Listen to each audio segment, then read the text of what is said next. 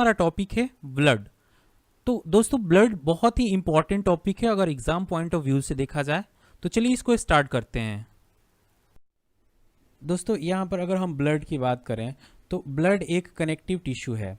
Connective tissue एक ऐसा tissue होता है जो एक बॉडी को दूसरे बॉडी से जोड़ने का काम करता है। यह प्रत्येक बॉडी में पाया जाता है। एक वयस्क मनुष्य में औसतन 5 से 6 लीटर ब्लड होता है। मानव शरीर में ब्लड की मात्रा शरीर के भार का लगभग 7% होती है। मतलब जितना भी शरीर का भार होता है उसका 7% क्या होता है, ब्लड होता है उसमें, जिसका पीएच मान 7.4 होता है। महिलाओं में पुरुषों की तुलना में हाफ लीटर कम ब्लड होता है। मतलब पुरुष में जो ब्लड होता है ना वो हाफ लीटर ज़्यादा होता है, या यूं कहें कि महिलाओं में हाफ लीटर ब्लड पुरुषों की तुलना में कम होता है। ब्लड में 2 प्रकार के पदार्थ पाए जाते हैं। फर्स्ट होता है प्लाज्मा जो कि 55% पाया जाता है, और सेकंड होता है हमारा ब्लड सेल जो कि 45% मतलब 45% पाया जाता है। ब्लड का 55% भाग प्लाज्मा होता है। यह ब्लड का नॉन लिविंग पार्ट होता है। इसका 19% भाग जो होता है जल होता है, 0.7% भाग जो होता है प्रोटीन होता है, और 0.9% भाग जो होता है साल्ट होता है, और 0.1% ग्लूकोज होता है। शेष पदार्थ बहुत कम मात्रा में पाए जाते हैं। अब हम बात करते हैं फंक्शन ऑफ प्लाज्मा की। तो देखिए, पचे हुए भोजन एवं हार्मोन का शरीर में संवहन प्लाज्मा के द्वारा ही होता है। मतलब जो भी हम खाते हैं या फिर शरीर में जो हार्मोन्स का जो संवहन होता है वो प्लाज्मा के द्वारा ही होता है। जो हमारे बॉडी टेम्परेचर को नियंत्रित करने का काम कौन करता है, प्लाज्मा ही करता है। तथा घाव कहीं कट जाते हैं तो घाव भरने का काम कौन करता है, प्लाज्मा ही करता है। तो एक यहाँ पे बात आती है सेरम। तो सेरम क्या होता है, तो जब प्लाज्मा में से फाइब्रिनोजेन नामक प्रोटीन निकाल लिया जाता है तो शेष प्लाज्मा को हम सेरम बोलते हैं। क्या क्या निकाल लिया जाता है, फाइब्रिनोजेन नामक प्रोटीन जब हम निकाल लेते हैं प्लाज्मा में से तो शेष जो प्लाज्मा बच जाता है ना उसको हम क्या बोलते हैं, सेरम बोलते हैं। ठीक है, अब हम पूछते हैं कि फाइब्रोजेनक नामक प्रोटीन क्या होता है, इसका वर्क क्या होता है। तो देखिए, इसका वर्क होता है ब्लड का थक्का जमने में ये मदद करता है। क्या करता है, जो भी हमारे ब्लड में थक्का जमने का काम होता है ना वो इसमें मदद करता है। अब हम बात करते हैं ब्लड सेल की। तो ब्लड सेल ब्लड का शेष 45% भाग होता है। इसे 3 भागों में हम बांटते हैं। कौन कौन से होते हैं, फर्स्ट होता है हमारा आरबीसी जिसको रेड ब्लड सेल बोलते हैं, सेकेंड होता है हमारा डब्ल्यूबीसी जिसको व्हाइट ब्लड सेल बोलते हैं, और थर्ड होता है हमारा ब्लड प्लेटलेट्स, इसको प्लेटलेट सिंपल हम बोलते हैं। ठीक है ना। तो जो अगर हम अमाउंट की बात करें तो सबसे ज़्यादा जो होता है ना वो रेड ब्लड सेल होता है हमारे ब्लड में। क्या होता है, रेड ब्लड सेल होता है। उसके बाद क्या होता है, ब्लड प्लेटलेट्स होते हैं हमारे ब्लड में। ठीक है ना। उसके बाद होता है डब्ल्यूबीसी मतलब व्हाइट ब्लड सेल होता है। तो आप देख सकते हैं सबसे ज़्यादा क्या होता है, आरबीसी, उसके बाद क्या होता है प्लेटलेट्स, उसके बाद क्या होता है डब्ल्यूबीसी। मतलब सबसे कम जो होता है ना डब्ल्यूबीसी होता है। तो चलिए एक एक करके इसको समझते हैं। सबसे पहले हम पढ़ेंगे आरबीसी, उसके बाद डब्ल्यूबीसी, उसके बाद हम प्लेटलेट्स की बात करेंगे, फिर उसके बाद हम बात करेंगे वर्क के कार्य क्या होते हैं। ठीक है, चलिए 1 बाय 1 करके पढ़ते हैं। तो यहाँ पे हम बात करते हैं आरबीसी की, मतलब रेड ब्लड सेल की। तो देखिए, आरबीसी का जो निर्माण होता है ना वो बोन मैरो में होता है। कहाँ पर होता है, बोन मैरो में होता है। और इसकी मृत्यु जो होती है लीवर और स्प्लीन में होती है। कहाँ पर होती है, लीवर और स्प्लीन में होती है। ठीक है, इसलिए इसको हम क्या बोलते हैं, आरबीसी का कब्रिस्तान भी इसको हम बोलते हैं। ठीक है, protein, vitamin B12 and folic acid का निर्माण में सहायक होता है। जो आरबीसी है ना, आरबीसी वो प्रोटीन, विटामिन B12 और फोलिक एसिड के निर्माण में बहुत सहायक होता है। ठीक है, अब आरबीसी में केंद्रक नहीं पाया जाता है। जैसे एक अपवाद है इनमें, कैमल और लामा। कैमल और लामा के आरबीसी में क्या पाया जाता है, केंद्रक पाया जाता है। इसका जीवन काल मतलब आरबीसी का जो जीवन काल होता है ना वो 20 से 120 डेज का होता है। ठीक है, एक नोट है, क्या नोट है कि भ्रूण अवस्था में इसका निर्माण लीवर तथा स्प्लीन में होता है। जब भ्रूण अवस्था में होते हैं, छोटे अवस्था में होते हैं तो इनका निर्माण लीवर तथा स्प्लीन में होता है। इसमें हीमोग्लोबिन नामक प्रोटीन पाया जाता है जिसके कारण ब्लड का रंग लाल होता है। किसके वजह से होता है? हीमोग्लोबिन की वजह से आरबीसी का कलर क्या होता है, मतलब ब्लड का कलर क्या होता है? रेड होता है। ठीक है ना। ग्लोबिन युक्त प्रोटीन जो ऑक्सीजन एवं कार्बन डाइऑक्साइड की संयोग करने की क्षमता रखता है। ठीक है ना। हीमोग्लोबिन में पाए जाने वाला आयरन कंपाउंड को हम क्या बोलते हैं? हीमैटिन बोलते हैं। क्या बोलते हैं? हीमैटिन बोलते हैं। अब हम बात करते हैं आरबीसी के फंक्शंस की। तो शरीर के हर सेल में ऑक्सीजन पहुंचाने तथा कार्बन डाइऑक्साइड को वापस लाने का काम आरबीसी का ही होता है। ठीक है। तो जब हम सोते हैं तो सोते वक्त हमारे आरबीसी में 5% की कमी आ जाती है, और जो लोग 4200 मीटर की ऊंचाई पे जाते हैं उनके आरबीसी में 30% तक की वृद्धि हो जाती है। मतलब आरबीसी जो होता है 30% बढ़ जाता है। ठीक है। तो आरबीसी की जो संख्या होती है उसको हम कैसे मापते हैं? तो आरबीसी की संख्या हीमोसाइटोमीटर से मापते हैं। किसे? हीमोसाइटोमीटर से ही मापते हैं हम आरबीसी की संख्या जो है। ठीक है। अब हम आरबीसी में होने वाले रोग की बात करते हैं, आरबीसी की कमी से होने वाले रोग की बात करते हैं। तो कौन कौन से हैं? तो एनीमिया है और जॉन्डिस है। जॉन्डिस है। ठीक है। कौन कौन से?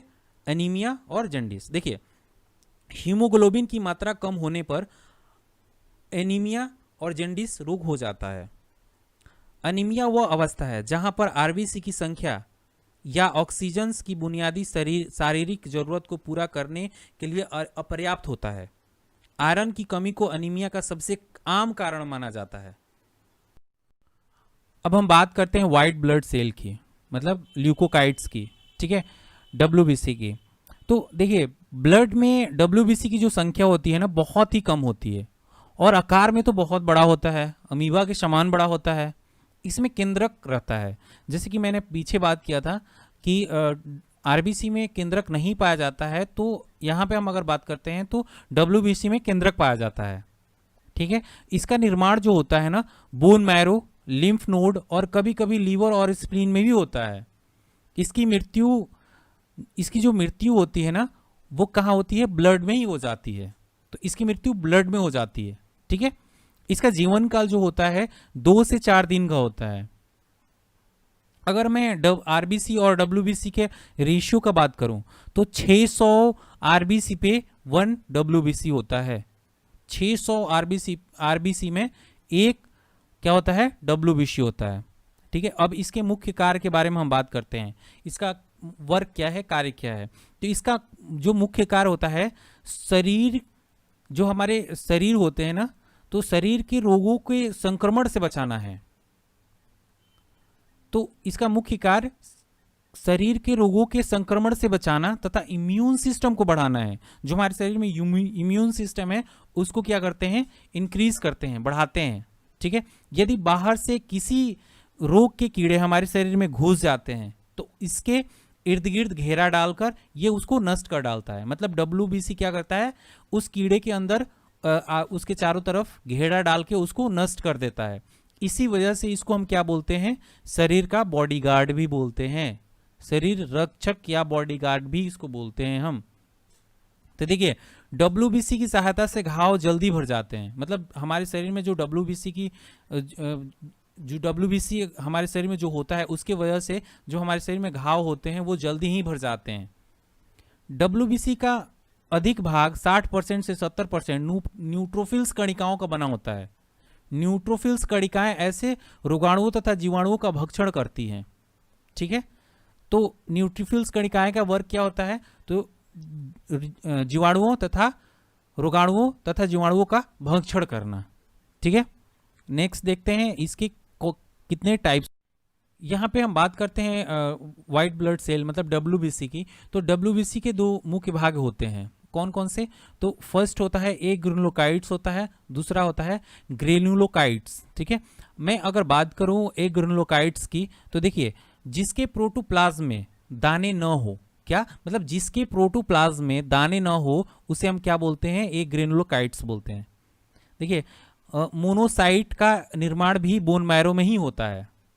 कहाँ पर होता है? बोन मैरो में ही होता है। मोनोसाइट्स का निर्माण जो होता है बोन मैरो में ही होता है। यह मतलब ब्लड में 3 से लेके 8% तक पाया जाता है। ठीक है, उसके बाद होता है लिम्फोकाइट्स। लिम्फोकाइट्स जो होता है ना वो साधारण अवस्था में 22 से 35% तक होता है। ठीक है, इसका निर्माण शरीर के लिम्फ धातु में ही होता है, जैसे कि टॉन्सिल हो गया, स्प्लीन, थाइमस आदि में होता है ना।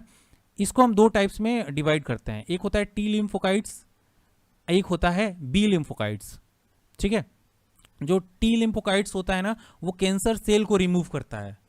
इसका मेन जो वर्क होता है ना वो कैंसर सेल को मारने का काम होता है, मतलब कैंसर सेल को रिमूव कर देता है। और दूसरा जो काम होता है HIV के अटैक से भी बचाता है। अगर HIV अटैक करता है तो उस केस में भी उससे प्रोटेक्शन प्रदान करता है ना। उसके बाद हम बात करते हैं बी लिम्फोकाइट्स के। ये प्रतिरोधक कैपेसिटी को बढ़ाता है, मतलब हमारे शरीर में जो रोगों की क्षमता होती है, लड़ने की क्षमता होती है, उसको इंक्रीज करता है बी लिम्फोकाइट्स। ठीक है ना। अब देखिए, अब अग्रिनोकाइट्स क्या होता है? तो ग्रिनोकाइट्स जिसके प्रोटोप्लाज्म में दाने हो, इसका निर्माण बोन मैरो में होता है। ठीक है ना, मैंने क्या बताया कि ग्रिनोकाइट्स जिसके प्रोटोप्लाज्म में दाने होते हैं, ठीक है, और जिसका निर्माण बोन मैरो में होता है। ठीक है, अगर मैं प्राकृतिक अवस्था में देखें तो ये ब्लड के अंतर्गत न्यूट्रोफिल्स इसमें न्यूट्रोफिल्स की बात करते हैं जो 55 से 70% तक होता है।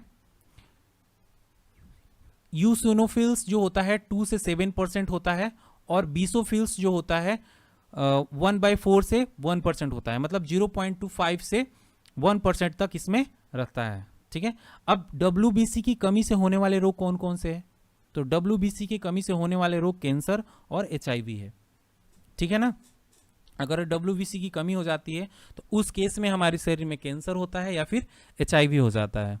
अब एक चीज़ और ध्यान देने वाली बात है जो बहुत ही इंपॉर्टेंट है कि WBC की जो संख्या अगर डिक्रीज हो जाती है, घट जाती है, तो उस केस में हमें क्या हो जाता है? ल्यूकोपीनिया हो जाता है। अगर WBC की मात्रा हमारे शरीर में कमी आ जाती है तो उस केस में ल्यूकोपीनिया होता है, और WBC की मात्रा हमारे शरीर में अगर बढ़ जाती है तो ल्यूकेमिया होता है। मतलब दोनों में दिक्कत है, अगर घट जाए तब भी दिक्कत और बढ़ जाए तब भी दिक्कत है। ठीक है, और ब्लड प्लेटलेट्स की बात करते हैं। ठीक है ना, ब्लड प्लेटलेट्स की बात करते हैं तो ब्लड में इसकी संख्या जो होती है 4 से 5 लाख तक होती है। मतलब ब्लड में प्लेटलेट्स की संख्या जो होती है 4 से 5 लाख तक जनरली होती है। ठीक है ना, यह केवल मनुष्य एवं स्तनधारियों के ब्लड में ही पाया जाता है, अन्यथा दूसरे में नहीं पाया जाता है। इसमें केंद्रक नहीं होता है, इसका निर्माण बोन मैरो में होता है। ठीक है ना, इसका निर्माण कहां पर होता है? बोन मैरो में होता है। इसका जीवन काल 3 से 5 दिन का होता है, और इसकी मृत्यु स्प्लीन में होती है। कहाँ पे होती है? स्प्लीन में होती है। इस चीज को याद रखने की जरूरत है। इसका मुख्य कार्य क्या क्या होता है उसको समझते हैं। तो इसका मुख्य कार्य ब्लड के थक्का जमने में मदद करना होता है। मतलब हमारे शरीर में जो क्या होता है, ब्लड जब कहीं कट जाता है तो तुरंत थक्का जम जाता है। मतलब थक्का जमने का काम किसका होता है? तो एक तो मैंने बताया था कि RBC में भी होता है, और दूसरा मैंने बताया था प्लेटलेट्स का भी काम होता है कि ब्लड का जो थक्का जमने का काम करता है प्लेटलेट्स भी करता है। ठीक है, प्लेटलेट्स की कमी से होने वाले रोग कौन कौन से हैं? तो चिकनगुनिया और डेंगू ज्वार। चिकनगुनिया हो जाता है और डेंगू ज्वार हो जाता है। ठीक है ना, तो चिकनगुनिया और डेंगू ज्वार के कारण मानव शरीर में प्लेटलेट्स की कमी हो जाती है। ठीक है ना, कमी हो जाती है, कभी कभी 60,000 70,000 तक पहुंच जाता है। कहाँ 4 लाख 5 लाख होना चाहिए और कहीं 40,000 50,000 तक हो जाता है। जिस केस में अगर इससे कम हो जाता है तो आदमी का डेथ हो जाता है। ठीक है ना, यहाँ पे देखते हैं कि ब्लड के मुख्य कार्य क्या क्या हैं। ठीक है, तो ब्लड के टेम्परेचर को कंट्रोल करना तथा शरीर के रोगों से रक्षा प्रदान करना, ये ब्लड का ही काम होता है। शरीर के वातावरण को अस्थायी बनाए रखना तथा घाव को भरना ब्लड के द्वारा ही होता है ना। ब्लड का क्लॉटिंग किसके द्वारा होता है? ब्लड के द्वारा ही होता है। किस में होता है? ये आपको प्लेटलेट्स में होता है। ठीक है ना, तो देखिए हमने जैसे बताया था कि शरीर के हर सेल में ऑक्सीजन पहुंचाने तथा कार्बन डाइऑक्साइड को वापस लाने का काम ब्लड का ही होता है। ये किस में होता है? ये RBC में होता है। CO2, O2, पचा हुआ भोजन एवं हार्मोन का संवहन कौन करता है? ब्लड के द्वारा ही होता है। मतलब ब्लड ही करता है इस काम को। विभिन्न अंगों में सहयोग स्थापित करने का काम ब्लड के द्वारा ही होता है। मानव शरीर में ब्लड हेपेरिन की उपस्थिति में नहीं जमता है। अगर हेपेरिन नहीं हो तो फिर ब्लड क्या हो जाएगा, जम जाएगा।